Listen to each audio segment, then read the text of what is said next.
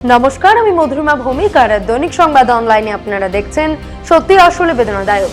আজ আমি বেশি কিছু বলবো না, ছোট ভূমিকার পরেই আপনারা শুনবেন রাহুল গান্ধীর 22 মিনিটের বক্তব্য, যা গতকাল দিল্লির জওহর ভবনে রাজীব গান্ধীর জন্মবার্ষিকী উপলক্ষে হারা ভরা স্বরাজ a tribute to Rajiv Gandhi's vision শীর্ষক অনুষ্ঠানে তিনি দিয়েছেন। আমার বিনীত অনুরোধ, কথাগুলো মন দিয়ে শুনবেন। এই অনুরোধ কোনো রাজনৈতিক দলের সমর্থক হিসেবে নয়, বরং একজন জননেতা দৃষ্টিভঙ্গি এবং জীবনের বাস্তবতাকে অনুধাবন করার জন্য। এটি কেবল একটি বক্তব্য নয়, বলতে পারেন এক ঐতিহাসিক দলিল। শুনতে শুনতে কখনো আপনার মনে হবে ইনি কি কেবল একজন রাজনৈতিক নেতা, নাকি এক গভীর ভাবুক অথবা দার্শনিক। রাহুল গান্ধী অত্যন্ত দরদ দিয়ে বোঝানোর চেষ্টা করেছেন সাধারণ স্বাধীনতা আর ভারতের নিজস্ব স্বরাজের মধ্যে সূক্ষ্ম পার্থক্যটা ঠিক কোথায়। যেন নরেন্দ্র মোদী এবং আরএসএস এর চিন্তা ভাবনার মনস্তাত্ত্বিক এক্সরে করে দেখিয়েছেন তিনি। 143 কোটি দেশবাসীকে শাসক গোষ্ঠী কিভাবে দেখে, সততার সঙ্গে সত্যের সেই দিকটি উন্মোচন করেছেন। মহাত্মা গান্ধীর সত্যের অন্বেষণ প্রত্যেকটি মানুষের জীবনে কতটা বাস্তব, সেই কথা মনে করিয়ে দিয়ে রাহুল গান্ধী বলেছেন, প্রতিটি মানুষের কাছে তার নিজের সত্যই আসল।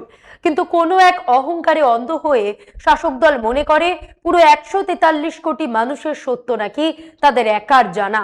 আর এই চরম ভুলের কারণেই যার ক্ষমা চাওয়া উচিত, তিনি আজ ক্ষমা বিলিয়ে বেড়ান।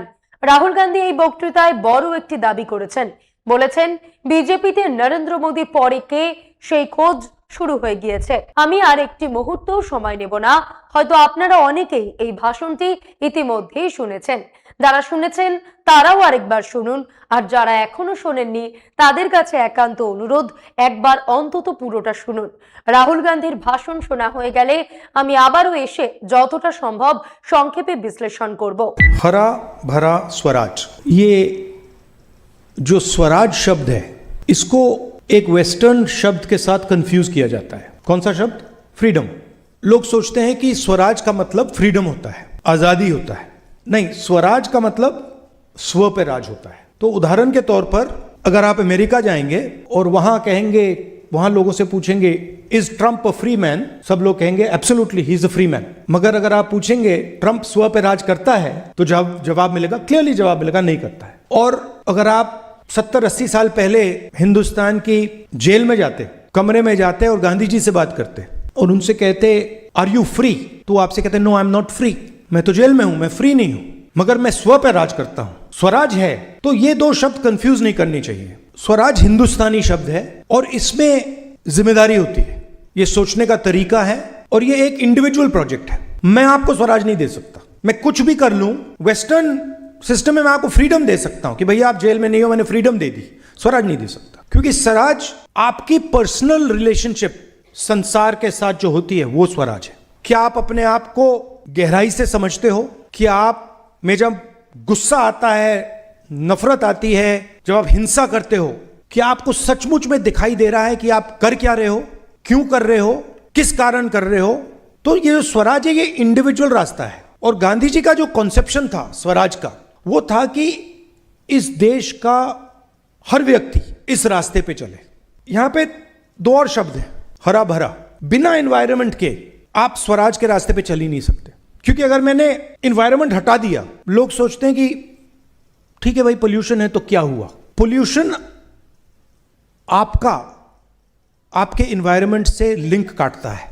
आपकी नेचुरल कंडीशन आपके एनवायरनमेंट के साथ ऐसे जुड़े होने की है, वो ऐसे कर देता है। डायरेक्ट रिजल्ट उसका है कि कैंसर हो गया, बीमारी हो गई, अस्पताल भर गए, वो डायरेक्ट रिजल्ट है। इनडायरेक्ट रिजल्ट है जो उतना ही जरूरी है कि आप अपनी जिंदगी ठीक प्रकार से नहीं जी पाओगे, क्योंकि you are not a separate creature. आप कभी जू गए हो, जू में जानवरों को केज में डाल दिया जाता है, उसी जानवर को अगर आप जंगल में देखो तो स्व पे राज करता है, राइट? शेर को आप, शेर अपने स्व पे राज करता है, और वही शेर जू में कोलैप्स कर जाता है। क्यों? क्योंकि आपने उसको अपने नेचुरल एनवायरनमेंट से काट दिया है। तो हमारे स्टूडेंट्स 24 घंटा इसको देखते रहते हैं। आपको बात समझ नहीं आ रही है, आपको जू में बंद कर दिया गया है, ये पिंजरा है, मगर वो तो है, बट ये पिंजरा है, ये 21वीं सदी का और इसकी जरूरत है, ये मैं नहीं कह रहा हूं इसकी जरूरत नहीं है, ये आपको बहुत इंफॉर्मेशन देता है, बिजनेस में आपको फायदा देगा, कम्युनिकेशन में फायदा देगा, मगर स्व पे राज नहीं करवाएगा। वो आपकी जिम्मेदारी है, वो आपकी रिस्पॉन्सिबिलिटी है। तो ये मैं आपको ये कह रहा हूं, ये तीनों चीजें कनेक्टेड है। सबसे पहले आपको बात समझनी है, अगर स्वराज का आप सिस्टम समझना चाहते हैं तो आप सारे के सारे लोग जो इस कमरे में हैं, आप सब यूनिक हो। Please understand. आप अपने आप से कहते हो मैं महिला हूं, आप कहते हो मैं बहुत होशियार हूं, आप कहते हो मैं बहुत कैपेबल हूं, मगर आप जैसा इस यूनिवर्स में दूसरा आदमी नहीं मिलेगा। तो what Gandhi ji was saying was that every living being is a unique entity with his own path towards the truth. I cannot tell you what is your truth. That is my problem with the RSS. That RSS has decided that they know the truth of 1.5 billion people. And I say no, only 1.5 billion people can know their truth. Even I cannot do. If I start to believe that I know your truth, I'm a madman. Because I'm not you. I have not faced what you have faced. I have not seen what you have seen. I have not dealt with what you've dealt with. I don't have the same father, the same mother, the same friends, the same brother, nothing. So how can I say that I know your truth? Please notice, Gandhiji's book was not called My Experiments. Whose truth? My experiments with truth. Not the truth. Not my understanding of the truth. No, my experiments. I have experiments of my truth. You have experiments of your truth.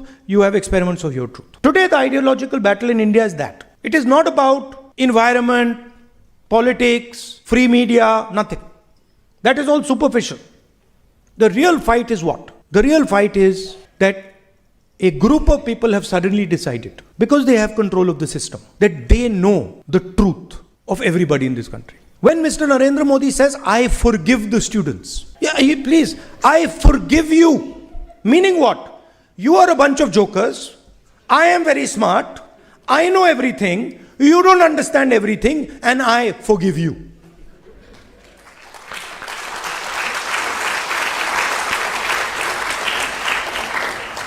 Then suddenly they got scared, and Mohan Bhagwatji says, no, we should not attack the students. You are attacking the students every day because you believe you know the truth. If a student comes to me, in my mind, he knows or she knows her truth better than I will ever know their truth. My job is to listen to it. My job is to appreciate it. My job is to try and understand it. But I don't know it. I will never know it. That is really the political fight that is taking place. Your parents sometimes tell you you have to be an engineer. I know so many young ladies who want to be engineers. And then I ask them, do you really want to be engineers? See, she's nodding her head. No, I don't want to be an engineer. Right? So, what is the problem today? The problem is that we are not giving you the freedom to choose what you want. You want to be an engineer? Good for you, be an engineer. You want to be a cook? Good for you, be a cook. You want to be a shoemaker? Good for you, be a shoemaker. You want to be an astronaut? Good for you, be an astronaut. The job of the government, the job of the country is to open the doors for your imagination. To open the doors to make you feel and make you believe. To make you feel and make you believe and have the confidence that what I feel is true for me. It might not be true for him or her, but it's true for me. And that is what is valuable, because that is your expression, right? Dalit person says, I am hurt at the way I am treated. It's his truth. How can I understand it? Have I ever been called untouchable? Have I ever not been touched because of my caste? Never. So I cannot understand it. But I can certainly listen and try and get closer to understanding. This is the political fight taking place in India. The students are saying, we have an expression. We believe in certain things as individuals. As a woman, you might say, I want to wear these clothes. As a young man, you might say, the whole world wants me to be an engineer. No, I don't want to be an engineer. I want to actually learn how to be a chef. But that's your journey. The country should help you walk on that path. That is Gandhiji's vision for India. That is the path of Swaraj. And I'm very proud now that millions of young students have understood this. That the pain that they were feeling was being caused because they were being trapped, because they were not being allowed to express themselves. And so now that expression has suddenly come out and it cannot be stopped. But just having that expression means nothing. How will that expression transform the education system of our country? How will that education system transform the fact that you can do whatever you want? That's really the question. How can we use this awakening, this energy now to make fundamental changes in the country for young people going forward. That this is the fight. There's no possibility of Swaraj for the large mass of Indian people if one man owns every single business in this country. Cannot be done. Why? Because some of you in this room should own airports, should own ports, should own companies, should run cement companies. Others should be bureaucrats who can express themselves and are not forced because of Mr. Adani's money to do exactly what he wants. So you cannot, Gandhiji's vision cannot exist without certain fundamental things. It cannot exist with an education system that is as expensive as it is. It cannot exist with a testing system that is as unfair as it is. It cannot exist with a financial system that is monopolized by 2 or 3 people. It cannot exist without a political system that reaches deep inside the country. Panchayati Raj, MLAs, MPs, etc., etc. So that is really what you have to do. That is where you have to go. But most important for me is your individual journeys. What is your name? Right now, Gyanendra Singh ji is the most important person in the room for me. The moment I go there, what is your name? Khalil Ali ji just became the most important person for me. Not in the room, in the universe. And that is the type of India we want. Where every individual feels I am special. Sure, I have problems. Maybe I am oppressed. Maybe I am not wealthy. Maybe I've got these problems. The nation should help with those problems. But most important is the nation must make people feel that they belong. You imagine what the BJP has done, the RSS has done. Imagine this. Imagine if I came to this room and there are, let's say for the sake of hypothesis, let us say there are 1,000 people sitting in this room. What the BJP has done is it has told 17% of this room, Muslims, Christians, Sikhs, that you do not exist. And if you open your mouth, you see what we do to you. Okay? So that's 15%, 16%. Next they've said to Adivasis, another 10%, that we will take your land whenever we want. And if you dare fight for your land, we will shoot you. They've told 15% of this country, Dalits, who are convinced that they have dealt with the worst possible social oppression, that you're complaining for nothing. India has a great culture. What are you complaining about? There's nothing wrong with the caste system. It's all fine. So that is what they've done to this country. Imagine what would happen if I did this to this room. Imagine if I just told you, listen, this is a great room. You, 15%, you open your mouth and see what I do to you. Right? That's what has been done to our mother. Our mother meaning Bharat Mata. That is what is being done. So that is what has to be reversed. Every single person in this country, regardless of religion, regardless of community, regardless of age, regardless of sex, male, female, should feel that I belong here. That I can walk in this country, I'm loved in this country, I'm appreciated in this country, and my search for truth is important for the rest of this country. So that is what I wanted to leave you with. You are warriors. You are yourselves of this path of Swaraj, and you've done some wonderful work writing about it. So I'm very proud of you, and I thank you for allowing me to come here and speak to you, and thank you for giving me your time.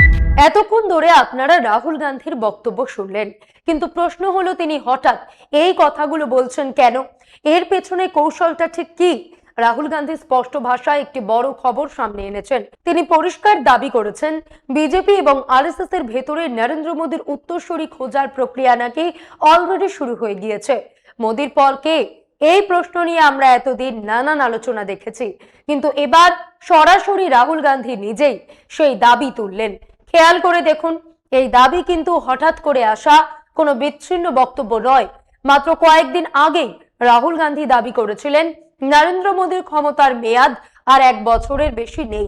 আরো দাবি করেছিলেন PMO থেকে তাকে অনেক গোপন খবর supply করা হচ্ছে। আর ঠিক তারপরেই তিনি আবার বললেন মোদীর উত্তরসূরি খোঁজা শুরু হয়ে গিয়েছে। 19 আগস্ট কংগ্রেস ওয়ার্কিং কমিটির বৈঠকের পর যেভাবে রাহুল গান্ধী একদিকে মোদীর বিদায়ের কাউন্টডাউন শুরু করলেন, আর অন্যদিকে সরাসরি মোহন ভাগবত এবং আরএসএস এর ভাবাদর্শের ভিত লক্ষ্য করে আক্রমণ শানালেন, তা অত্যন্ত তাৎপর্যপূর্ণ। রাহুল অত্যন্ত সচেতনভাবে মহাত্মা গান্ধীর সত্যের অন্বেষণের প্রসঙ্গ টেনে এনেছেন। তিনি বোঝাতে চেয়েছেন গান্ধীজি কখনোই নিজের সত্যকে অপরের ওপর চাপিয়ে দেননি, কিন্তু আজকের শাসকরা ক্ষমতা আর ব্যবস্থার রাশ হাতে পেয়ে মনে করছে তারাই নাকি 143 কোটি মানুষের শেষ সত্যটা চেনে। আর সেই অহংকার থেকেই নরেন্দ্র মোদী যখন ছাত্রদের ক্ষমা করার কথা বলেন, তখন আসলে তিনি দেশবাসীকে ছোট করে নিজেকে সর্বজ্ঞানী জাহির করতে চান। রাহুল গান্ধী দাবি করছেন আজ সেই অহংকারের ভিত নড়ে উঠেছে, আর সেই ভয় থেকেই শুরু হয়েছে নতুন রাজনৈতিক সমীকরণ। তিনি সরাসরি স্পষ্ট করে দিয়েছেন ছাত্ররা তাদের নিজেদের সত্য সবচেয়ে ভালো বোঝে। শাসকের কাজ তাদের উপর নিজের সিদ্ধান্ত চাপিয়ে দেওয়া নয়, বরং তাদের কথা শোনা। কিন্তু এই সহজ সত্যটা মোদী সরকার বা তাদের ব্যবস্থার পক্ষে বোঝা অসম্ভব। তারা নিজেদের সর্বজ্ঞানী মনে করে আর সেই অহংকার থেকেই বলে আমি ছাত্রদের ক্ষমা করে দিলাম। কিন্তু প্রশ্ন হলো তার কাছে কে ক্ষমা চেয়েছিল যে তিনি ক্ষমা বিলিয়ে বেড়াচ্ছেন? এই পয়েন্ট থেকেই রাহুল গান্ধী সরাসরি আক্রমণ শানিয়েছেন নরেন্দ্র মোদী এবং মোহন ভাগবতের উপর। এবার প্রশ্ন হলো এই বক্তব্যের রাজনৈতিক তাৎপর্য কতটা গভীর। একসময় যে রাহুল গান্ধীকে পাপ্পু বানিয়ে হাসির পাত্র হিসেবে খাড়া করতে বিজেপি, আরএসএস, গদি মিডিয়া এবং তাদের অনুগত কর্পোরেট ইকোসিস্টেম হাজার হাজার কোটি টাকা ঢেলেছিল, আজ সেই Rahul Gandhi all guns blazing বুন্ডে একের পর এক অল আউট অ্যাটাক চালিয়ে যাচ্ছেন। কথা কেবল হাওয়ায় ভাসিয়ে নয়, ফ্যাক্টস, ডেটা আর জনগণের স্বতঃস্ফূর্ত অংশগ্রহণকে সাথে নিয়ে তিনি আক্রমণ করছেন মোদীর শাসন নীতি এবং তার পেছনে থাকা আরএসএস কে। সিড ব্লুসের বৈঠক থেকে শুরু করে সাম্প্রতিক প্রতিটি মঞ্চে একজন বক্তা হিসেবে তার এই রূপ এক কথায় অভাবনীয়। ইতিহাসের দিকে তাকালে একটা বিষয় পরিষ্কার হয়ে যায়, 2016 সালের নোট বাতিল হোক, জমি অধিগ্রহণ আইন বিরোধী আন্দোলন হোক, কিংবা সাম্প্রতিক 3 কালা কৃষি আইন, রাহুল গান্ধী মোদী সরকারের নীতি আর তার মারাত্মক পরিণতি নিয়ে অতীতে যতগুলো ভবিষ্যৎবাণী করেছিলেন তার প্রতিটি 100 সত্য প্রমাণিত হয়েছে। সরকারের সেই অহংকারের কালা আইন শেষমেশ সাধারণ মানুষের চাপের কাছে নতি স্বীকার করে প্রত্যাহার করতে বাধ্য হতে হয়েছিল। আর ঠিক এই কারণেই রাহুল গান্ধী যখন আজ বলেন যে মোদীর উত্তরসূরি খোঁজা শুরু হয়ে গিয়েছে, তখন শাসক শিবিরের ঘুম হারাম হতে বাধ্য।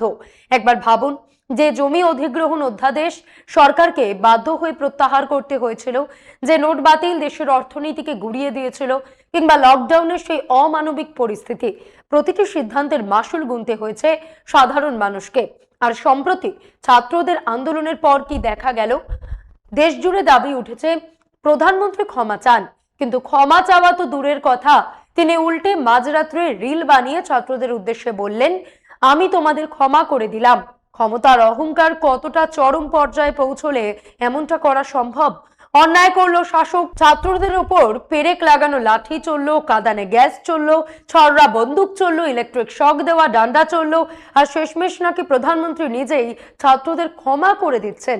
এটা কেবল অহংকার নয়, নিজেকে নন বায়োলজিক্যাল বা জবাবদিহির ঊর্ধ্বে ভাবার সেই পুরনো প্রবণতা। রাহুল গান্ধী ঠিক এই জায়গাটাতেই নরেন্দ্র মোদী এবং মোহন ভাগবত দুজনকেই এক ফ্রেমে এনে দাঁড় করিয়েছেন। তিনি স্পষ্ট করে দিয়েছেন এই দেশে নাকি সত্যের সব কপিরাইট এবং টেন্ডার কেবল দুজনের কাছেই রয়েছে, বাকি 143 কোটি মানুষ যাই বলুক না কেন তা নাকি ভুল। আর এই সীমাহীন অহংকার, প্রশাসনিক ব্যর্থতা এবং আদর্শগত সংকটের মাঝেই রাহুল গান্ধী সেই মাস্টার স্ট্রোক দাবিটি পেশ করেছেন। মোদী সরকারের দিন গণনা শুরু হয়ে গিয়েছে, আর বিজেপি আরএসএস এর ভেতরে ইতিমধ্যেই মোদী উত্তরসূরি খোঁজার প্রক্রিয়া শুরু হয়ে গিয়েছে। যে দল বা গোষ্ঠী মনে করত তারা পুরো দেশের চিন্তা ভাবনাকে নিয়ন্ত্রণ করতে পারে, আজ সেই কাঠামোর ভেতরেই কি ফাটল ধরার ইঙ্গিত মিলছে? যখন কোনো শাসক সত্যের উপর নিজের মন গড়া বয়ান চাপিয়ে দিতে চায় আর সাধারণ মানুষকে নিজেদের করুণার পাত্র মনে করে, ইতিহাস সাক্ষী আছে পতনের সূচনাটা ঠিক সেখান থেকেই শুরু হয়। মোদীজির উত্তরসূরি খোঁজার প্রক্রিয়া আসলেই কতটা সত্যি তা হয়তো সময়ের সাথে স্পষ্ট হবে, কিন্তু একটা বিষয় পরিষ্কার, ভারতের রাজনীতিতে আরএসএস আর বিজেপির সেই একচেটিয়া মানসিকতাকে আজ সরাসরি চ্যালেঞ্জ করা গিয়েছে। রাহুল গান্ধীর বার্তাটা স্পষ্ট, গণতন্ত্রের শেষ কথা কোনো একজন ব্যক্তি বা দল বলে না, শেষ কথা বলে দেশের জনগণ। আজ এই পর্যন্তই। এমন আরো বিষয় জানতে অবশ্যই সাবস্ক্রাইব করুন, লাইক, কমেন্টে শেয়ার করুন। দেখতে থাকুন দৈনিক সংবাদ, শুধু নামই যথেষ্ট।